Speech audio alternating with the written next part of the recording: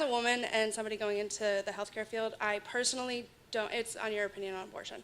I personally don't think that like I could have an abortion just because morally I feel like for myself it wouldn't be the right choice.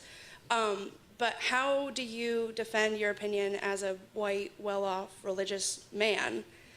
How do you defend your, like, telling a woman what she can do with her body? Because evil things are still evil, even if I'm a white, well-off religious man.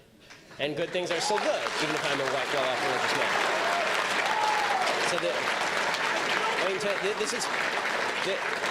this is one of these.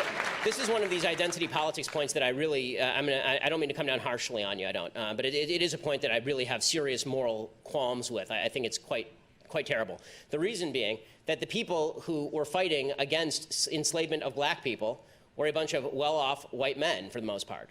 Right? And those people were saying this is a moral sin. This is a moral blot. They weren't living in the South. They didn't own plantations. They didn't live the lives of the plantation owners. They said this is evil and we are here to stop it.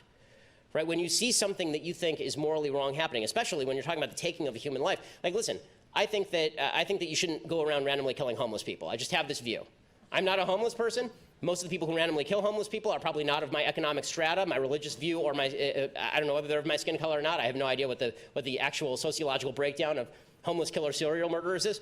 But I would suggest that my identity has nothing to do with what is right or wrong. And this is what Western civilization used to be about. Western civilization used to be about the idea that, yes, I'm not a woman in the healthcare field, but you and I can have a conversation about what's right and wrong because this is the nature of human reason. The nature of human reason, the nature of right and wrong, is that you and I can talk about what's right and wrong and that I don't retreat into my identity. If we can all retreat into our identity and our morality is now centered around that identity, morality doesn't exist at all. We break down into a society of fragmented atoms where I can't even say, like, you're torturing a puppy in your backyard. I have nothing to say about that. I'm not a white woman who's in the healthcare field.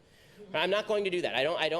I refuse to surrender the idea that I can have a moral stance on issues that are of concern to society and of concern to the well-being of the United States simply because of the color of my skin or the nature of my genitalia. And honestly, I believe any view that feels differently is sexist, racist, and bigoted.